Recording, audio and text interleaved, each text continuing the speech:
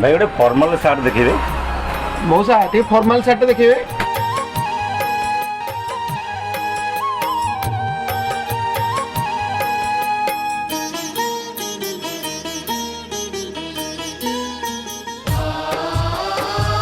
Sir ଆପଣ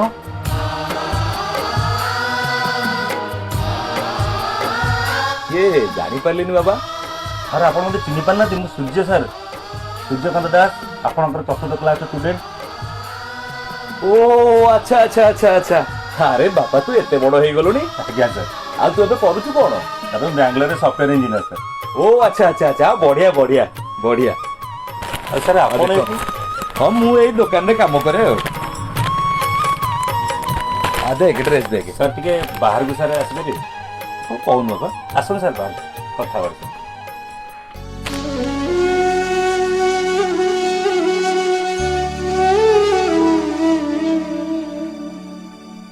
अरे भाई तुम के पिला थी गोटे कोल्ड ड्रिंक्स मंगातु मैं आइले पेमेंट कर देबी। ଆରେ ନାଇଁ ବାବା ଏସବୁ କଣ ଦରକାର ଅଛି? ସାର୍ ଆପଣ ବ୍ୟସ୍ତ ହୁଅନ୍ତୁ ସାର୍ ପ୍ଲିଜ୍। ଆଉ ଆଉ ବାବା କଣ ତୋ ଖବର କଣ କହ? ସାର୍ ମୁଁ ବହୁତ ଭଲ ଅଛି ସାର୍। ଆଉ ଘରେ ସବୁ ବାପା ମା କେମିତି ଅଛନ୍ତି? ସାର୍ ବାପା ଆଜିକୁ 5 ବର୍ଷ ହେଲା ଆଉ ନାହାନ୍ତି ଦୁନିଆରେ। କାଇଁ କଣ ହେଇଥିଲା ବାପାଙ୍କର? ସାର୍ ବାପା ହଠାତ୍ ହାର୍ଟ ଚୋକରେ ସାର୍ ଚାଲିଗଲେ। ଆଉ ତମ ମା ସେ କେମିତି ଅଛନ୍ତି?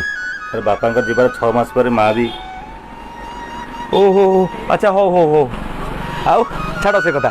ଆଉ ଆଉ ତୁ ମ୍ୟାରେଜ କଲୁ ନା ନାଇଁ ବା? ସାର୍ ମୋର ମ୍ୟାରେଜ ସରିଲା 6 ମାସ ହେଲା ସାର୍। ଆଚ୍ଛା ଆଚ୍ଛା ସାର୍ ମୁଁ ଦିଅନ୍ତୁ। ଆଚ୍ଛା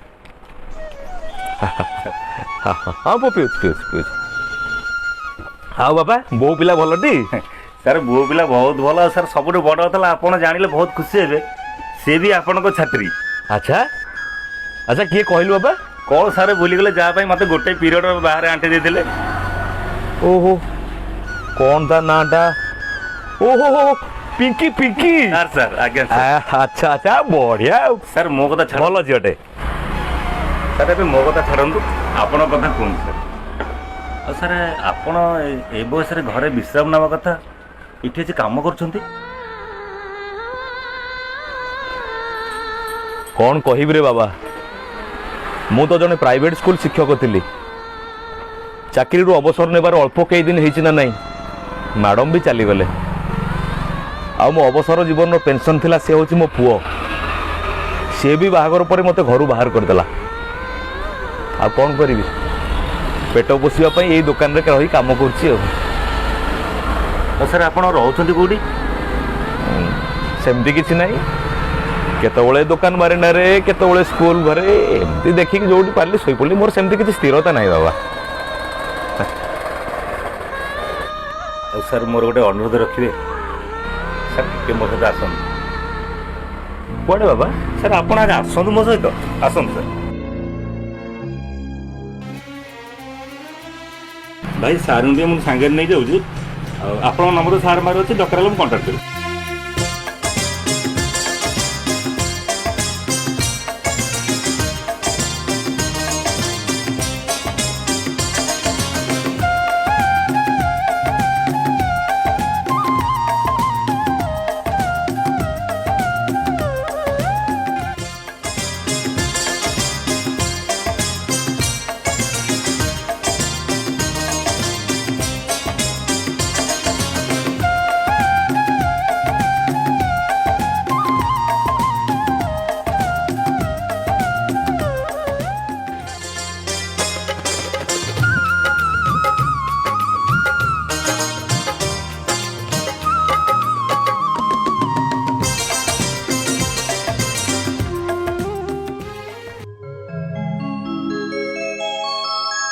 ଆରେ ବାବା କାହା ଘରକୁ ମୋତେ ନେଇ ଆସିଲୁ କି? ସାର୍ ଏଇଟା ଆମ ଘର ସାର୍।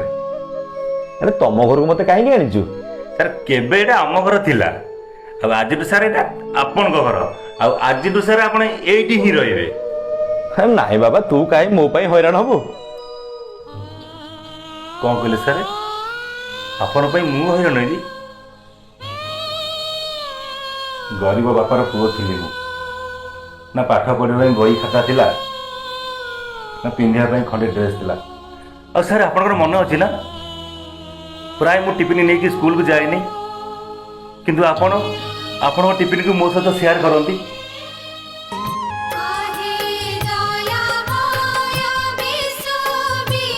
ଆରେ ବାବା ସୂର୍ଯ୍ୟ, ଆରେ ସବୁ ପିଲା ତ ସେପଟେ ବସି ଖାଉଛନ୍ତି, ତୁ ଏଠି କଣ କରୁଛୁ? ଓହୋ, ଘରେ ଟିଫିନ ଦେଇନାହାନ୍ତି? ତୁ ମୋ ଟିଫିନ ରଖ, ଖାଇଦବୁ ହେଲା।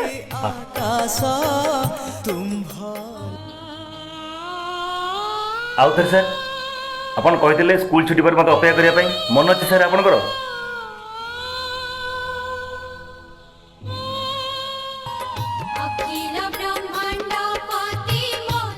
ଆରେ ସୂର୍ଯ୍ୟ, ସ୍କୁଲ ତ ସେତେବେଳୁ ଛୁଟି ହେଲାଣି, ସବୁ ପିଲା ତ ଘରକୁ ଗଲେଣି, ତମେ ଏଠି ଏକା କ'ଣ ଠିଆ ହେଇଛ? ପତି ସାର୍ କହିଥିଲେ ଅପେକ୍ଷା କରିବେ। ଓହୋ, ପତି ସାର୍ କହିଥିଲେ। ଏ ପତି ସାର୍ ପରା ଆଇଲେଣି। ଆରେ ବାବା ବହୁତ ସମୟ ଅପେକ୍ଷା କଲୁଣି।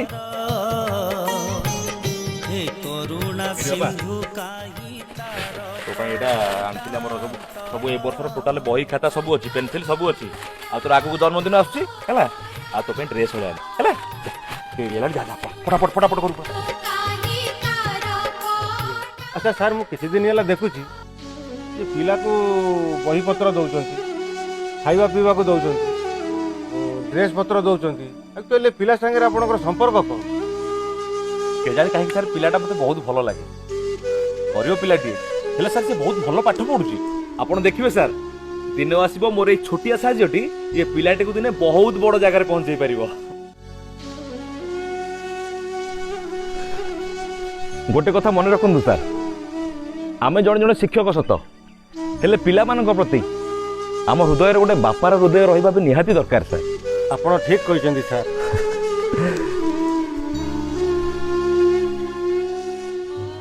ଏସବୁ କେମିତି ଭୁଲିଯିବି ସାର୍? ମୁଁ ଆଜି ଯେଉଁ ସ୍ଥାନରେ ପହଞ୍ଚି, ଏସବୁ ଆପଣଙ୍କ ପାଇଁ ହିଁ ସମ୍ଭବ ହୋଇପାରିଛି। ଦିନ ଥିଲା ସାର୍, ଆପଣ ଶିକ୍ଷକ ହେଇକି ଜଣେ ବାପାର କର୍ତ୍ତବ୍ୟ କରିଥିଲେ, ଆଉ ଆଜି ଯେତେବେଳେ ଗୋଟେ ଛାତ୍ର ହେଇକି ପୁଅର କର୍ତ୍ତବ୍ୟ କରିବାକୁ ସୁଯୋଗ ପାଇଛି, ମୋତେ ସେଥିରୁ ବଞ୍ଚିତ କରନ୍ତୁ ନାହିଁ ସାର୍। ଆପଣ ଏଇଠି ରହିବେ ସାର୍, ମୋତେ ମନା କରନ୍ତୁ ନାହିଁ ସାର୍, ମୋତେ ମନା କରନ୍ତୁ ନାହିଁ।